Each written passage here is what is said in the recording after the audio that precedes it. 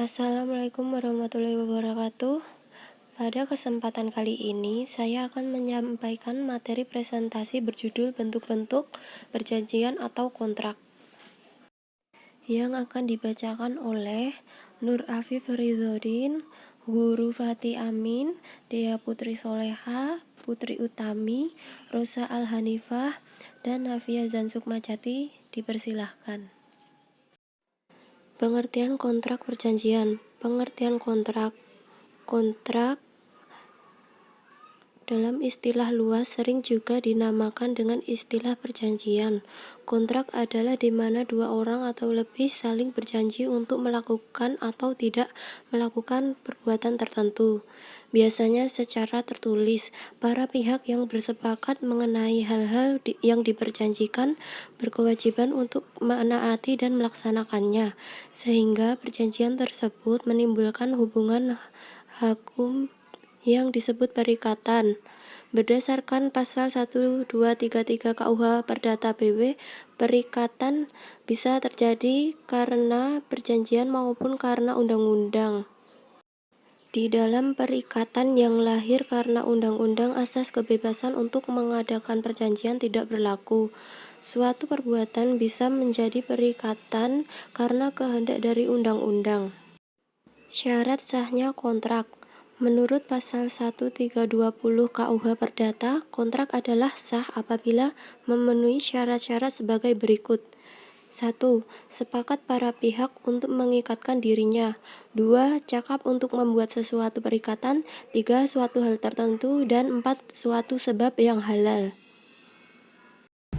Di sini saya akan melanjutkan materi yang sebelumnya sudah dijelaskan oleh rekan saya, yaitu tentang subjek dan objek perjanjian. Subjek perjanjian berdasarkan Kitab Undang-Undang Perdata dapat dibedakan menjadi 3 golongan subjek, yaitu meliputi para pihak yang mengadakan perjanjian itu sendiri, kemudian yang kedua para ahli waris dan mereka yang akan mendapatkan hak daripadanya, dan yang ketiga adalah pihak ketiga. Kemudian objek dalam perjanjian menurut pasal 499 Kitab Undang-Undang Hukum Perdata menyatakan bahwa yang dimaksud dengan barang atau objek yaitu tiap benda dan tiap hak yang dapat menjadi hak miliknya. Kemudian menurut Kitab Undang-Undang Hukum Perdata pasal 504 dan 505 dapat dibedakan menjadi 2, yaitu barang yang bergerak dan barang yang tidak bergerak. Barang yang bergerak yaitu movable asset, meliputi komputer, kendaraan, dan televisi. Yang bergerak fixed asset yaitu seperti tanah, hewan ternak, dan bangunan. Demikian materi yang dapat saya sampaikan, dan materi selanjutnya akan disampaikan oleh rekan saya. Saya ucapkan terima kasih. Asas-asas perjanjian. Menurut pasal 1338 ayat 1 KUH Perdata menyatakan bahwa semua perjanjian yang dibuat secara sah berlaku sebagai undang-undang bagi mereka yang membuatnya. Dari bunyi pasal tersebut sangat jelas terkandung asas-asas kontrak sebagai berikut. Yang pertama, asas konsensualisme.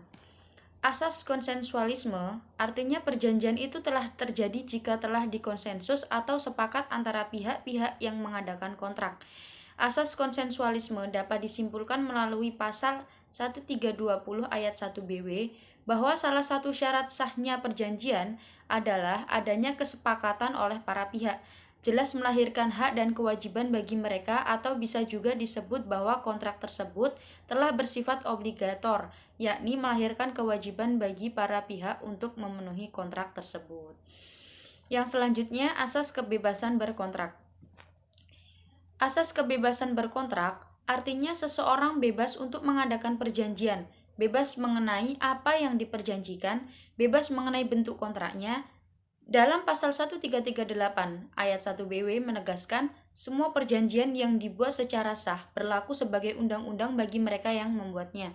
Asas kebebasan berkontrak adalah suatu asas yang memberikan kebebasan kepada pihak untuk membuat atau tidak membuat perjanjian, mengadakan perjanjian dengan siapapun, menentukan isi perjanjian atau pelaksanaan dan persyaratannya, menentukan bentuknya perjanjian yaitu tertulis atau lisan. Asas kebebasan berkontrak merupakan sifat atau ciri khas dari buku 3BW yang hanya mengatur para pihak, sehingga para pihak dapat mengenyampingkannya kecuali terhadap pasal tertentu yang sifatnya memaksa. Yang selanjutnya, asas pacta sunt servanda. Asas pacta sunt servanda artinya kontrak itu merupakan undang-undang bagi para pihak yang membuatnya, maksudnya mengikat dan memaksa. Asas pacta sunt servanda atau disebut juga sebagai asas kepastian hukum berkaitan dengan akibat perjanjian. Asas pacta sunt servanda merupakan asas bahwa hakim atau pihak ketiga harus menghormati substansi kontrak yang dibuat oleh para pihak, sebagaimana layaknya sebuah undang-undang. Mereka tidak boleh melakukan intervensi terhadap substansi kontrak yang dibuat oleh pihak.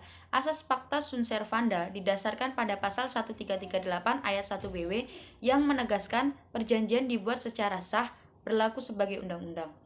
Yang selanjutnya, asas itikat baik. Asas itikat baik berarti keadaan batin para pihak dalam membuat dan melaksanakan perjanjian harus jujur, terbuka, dan saling percaya. Ketentuan tentang asas itikat baik diatur dalam pasal 1338 ayat 3 BW yang menegaskan perjanjian harus dilaksanakan dengan itikat baik. Asas itikat baik merupakan asas bahwa para pihak yaitu pihak kreditur dan debitur harus melaksanakan substansi kontrak berdasarkan kepercayaan atau keyakinan yang teguh atau kemauan baik dari para pihak. Asas itikat baik terbagi menjadi dua macam, yakni itikat baik nisbi dan itikat baik mutlak. Itikat baik nisbi adalah orang memperhatikan sikap dan tingkah laku yang nyata dari subjek. Sedangkan itikat baik mutlak, penilaian terletak pada akal sehat dan keadilan. Dibuat ukuran yang objektif untuk menilai keadaan, maksudnya penilaian tidak memihak atau menurut norma-norma yang objektif. Asas kepribadian. Asas kepribadian berarti isi perjanjian hanya mengikat para pihak secara personal, tidak mengikat pihak-pihak lain yang tidak memberikan kesepakatannya. Asas kepribadian merupakan asas yang menentukan bahwa seseorang yang akan melakukan kontrak hanya untuk kepentingan perorangan. Hal ini dapat dilihat pada pasal 1315 pada pasal 1340 BW. Pasal 1315 menegaskan pada umumnya seseorang tidak dapat mengadakan perjanjian hanya untuk kepentingan dirinya sendiri. Pasal 1340 menegaskan perjanjian hanya berlaku antara pihak yang membuatnya. Jika dibandingkan kedua pasal tersebut, maka dalam pasal 1317 BW mengatur tentang perjanjian untuk pihak ketiga, sedangkan dalam pasal 1318 BW untuk kepentingannya diri sendiri, ahli warisnya, atau orang-orang yang memperoleh hak daripadanya. Di samping kelima asas di atas, di dalam lokakarya hukum perikatan yang diselenggarakan oleh Badan Pembina Hukum Nasional, Departemen Kehakiman, 17 sampai dengan 19 Desember 1985, asas dalam hukum perjanjian terbagi atas asas kepercayaan, asas persamaan hukum, asas keseimbangan, asas kepastian hukum, asas moral, asas kepatutan, dan asas kebiasaan dan asas perlindungan. Saya akan menjelaskan materi selanjutnya. Syarat sahnya kontrak. Menurut pasal 1320 KUH Perdata, kontrak adalah sah apabila memenuhi syarat berikut. Syarat subjektif dan syarat objektif. Syarat subjektif. Syarat ini apabila dilanggar, maka kontrak dapat dibatalkan oleh salah satu pihak yang berkepentingan. Yang meliputi syarat subjektif ada dua. Yang pertama, sepakat para pihak mengikatkan dirinya. Kata sepakat diartikan sebagai adanya persetujuan kehendak. Dengan adanya syarat kesepakatan, dimaksudkan agar suatu kontrak dianggap sah oleh hukum. Para pihak yang membuat perjanjian harus sepakat atau setuju mengenai hal-hal pokok atau materi yang diperjanjikan. Sebagaimana pada pasal 1321 KUH Perdata, menentukan bahwa kata sepakat tidak sah apabila diberikan karena kekhilafan atau diperoleh dengan adanya paksaan atau penipuan. Misalnya, sepakat untuk melakukan jual beli tanah. Perjanjian tersebut mengatur terkait harganya, cara pembayarannya, penyelesaian sengketanya, dan sebagainya. Yang kedua, kecakapan untuk membuat suatu perikatan. Maksudnya adalah bahwa pihak yang melakukan kontrak haruslah orang yang oleh hukum memang berwenang membuat kontrak tersebut. Orang yang cakap atau yang dibolehkan oleh hukum untuk membuat perjanjian adalah orang yang sudah dewasa, yaitu yang sudah berumur genap 21 tahun, dan orang yang tidak sedang di bawah pengampunan,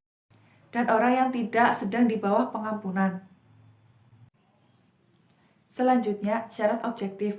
Disebut dengan syarat objektif karena berkenaan dengan objek perjanjian. Syarat ini apabila dilanggar, maka kontraknya batal demi hukum. Yang termasuk syarat objektif ada dua. Yang pertama, suatu hal atau objek tertentu. Dengan syarat perihal tertentu dimaksudkan bahwa suatu kontrak haruslah berkenaan dengan hal tertentu, jelas, dan dibenarkan oleh hukum, sehingga hak dan kewajiban para pihak dapat ditetapkan. Dalam pasal 1333 KUH Perdata menentukan bahwa suatu perjanjian harus mempunyai sebagai pokok suatu barang yang paling sedikit ditentukan jenisnya. Tidaklah menjadi halangan bahwa jumlah barang tidak tentu, asal saja jumlah itu terkemudian dapat ditentukan atau dihitung. Yang kedua, suatu sebab yang halal. Maksudnya adalah bahwa suatu kontrak haruslah dibuat dengan maksud atau alasan yang sesuai dengan hukum yang berlaku. Jadi, tidak boleh dibuat kontrak atau menjanjikan sesuatu untuk melakukan hal-hal yang bertentangan dengan hukum. Dalam pasal 1336 KUH Perdata disebutkan, jika tidak dinyatakan suatu sebab, tetapi ada sebab yang halal, ataupun jika ada suatu sebab lain daripada yang dinyatakan perjanjiannya, namun demikian adalah sah. Misalnya, perjanjian jual beli narkoba atau perjanjian jual beli manusia. Perjanjian semacam ini adalah dilarang dan tidak sah. Perjanjian kredit. Dasar perjanjian kredit adalah Undang-Undang Perbankan Nomor 10 Tahun 1998 tentang perjanjian kredit, diatur dalam pasal 1 ayat 11 yang berbunyi, kredit adalah penyediaan uang atau tagihan yang bisa dipersamakan dengan itu, berdasarkan persetujuan atau kesepakatan pinjam-meminjam antara bank kreditur dengan pihak lain debitur yang mewajibkan pihak peminjaman untuk melunasi utangnya setelah jangka waktu itu tertentu dengan pemberian bunga. Yang kedua yaitu perjanjian kredit uang. Yang pertama, para pihak. Pasal 16 Undang-Undang Perbankan Nomor 10 Tahun 1998, setiap pihak yang melakukan aktivitas menghimpun dana dari masyarakat wajib memiliki izin usaha sebagai bank umum atau bank perkreditan rakyat. Yang kedua yaitu bunga. Suku bunga menurut undang-undang tidak boleh lebih dari 6%. Akan tetapi, praktek bisnis kesepakatan antara kreditur dan debitur diperbolehkan lebih dari yang ditentukan. Yang terpenting terdapat bunga. Yang ketiga yaitu batas maksimum pemberian kredit. Menurut Undang-Undang Perbankan Pasal 11 ayat 2, batas maksimum pemberian kredit tidak boleh melebihi 30% dari modal bank yang sesuai dengan ketentuan yang ditetapkan oleh Bank Indonesia. Yang keempat, jaminan. Di dalam pemberian kredit, bank harus memperhatikan asas-asas perkreditan yang sehat, termasuk resiko yang harus dihadapi atas pengambilan kredit. Yang kelima yaitu jangka waktu. Kredit adalah kontrak yang suatu waktu harus dikembalikan. Untuk itu, dalam perjanjian kredit perlu diatur jangka waktunya. Perjanjian leasing. Leasing berasal dari kata lease, bahasa Inggris adalah perjanjian yang membayarnya dilakukan secara angsuran dan hak milik atas barang itu beralih kepada pembeli setelah angsurannya lunas dibayar. Perjanjian keagenaan dan distributor. Keagenaan adalah hubungan hukum antara pemegang merek, prinsipal, dan suatu perusahaan dalam penunjukan untuk melakukan perakitan atau pembuatan atau manufaktur serta penjualan atau distributor barang modal atau produk industri tertentu. Perjanjian franchising. Franchising adalah pemilik dari sebuah merek dagang. Franchise dan franchisor merupakan dua pihak yang terpisah satu dengan yang lainnya. Membacakan materi selanjutnya tentang prestasi dan non-prestasi. Pengertian prestasi. Pengertian prestasi dalam hukum kontrak adalah melakukan keseluruhan isi dari kontrak yang telah disepakati, dimaksudkan sebagai suatu pelaksanaan hal-hal yang tertulis dalam suatu kontrak oleh pihak yang telah mengikatkan diri. Segala sesuatu yang dilaksanakan disadari dengan niat baik dari masing-masing pihak memiliki integritas, yaitu sesuai dengan apa yang ditulis, disepakati, enggan yang dilaksanakan. prestasi merupakan sebuah esensi daripada suatu perikatan. Apabila esensi ini tercapai dalam arti dipenuhi oleh debitur, maka perikatan itu akan berakhir. Agar esensi tersebut tercapai, maka harus diketahui sifat-sifat dari prestasi tersebut, yaitu harus sudah tertentu, harus mungkin, harus diperbolehkan atau halal, harus ada manfaatnya untuk kreditur, bias terdiri dari suatu perbuatan atau serentetan perbuatan. Bentuk dari suatu prestasi pada kontrak sebagaimana pasal 1, 2, 3, 4 KUH Perdata BW, yaitu harus memberikan suatu membayar dengan harga barang atau menyerahkan kekuasaan atas suatu benda, misal dalam hal jual beli, sewa menyewa, hibah, perjanjian gadai, hutang piutang. Pengertian wan prestasi. Wan prestasi ialah tidak dilaksanakannya prestasi atau kewajiban sebagaimana mestinya yang dibebankan oleh kontrak terhadap pihak-pihak tertentu seperti yang disebutkan dalam kontrak yang bersangkutan. Tindakan wan prestasi membawa konsekuensi terhadap timbulnya hak pihak yang dirugikan untuk menurut pihak yang melakukan wan prestasi untuk memberikan ganti rugi, sehingga oleh hukum diharapkan agar tidak ada satu pihak pun yang dirugikan. Tindakan wan prestasi ini dapat terjadi karena 1. Kesengajaan, maksudnya tidak melakukan apa yang disanggupi akan dilakukannya. 2. Kelalaian, yang dimaksud melaksanakan apa yang dijanjikannya tetapi tidak sebagaimana dijanjikan. 3. Tanpa kesalahan, tanpa kesengajaan atau kelalaian. 4. Melakukan apa yang dijanjikan tetapi terlambat. 5. Melakukan sesuatu yang menurut kontrak tidak boleh dilakukannya. Akibat dari wan prestasi itu biasanya dapat dikarenakan sanksi berupa ganti rugi, pembatalan kontrak, peliharaan resiko, maupun membayar perkara. Sebaiknya dalam setiap kontrak bisnis yang kita buat dapat dicantumkan juga mengenai resiko wan prestasi dan keadaan memaksa ini. Demikian presentasi dari kelompok kami. Terima kasih atas perhatiannya. Kurang lebihnya mohon maaf. Wassalamualaikum warahmatullahi wabarakatuh.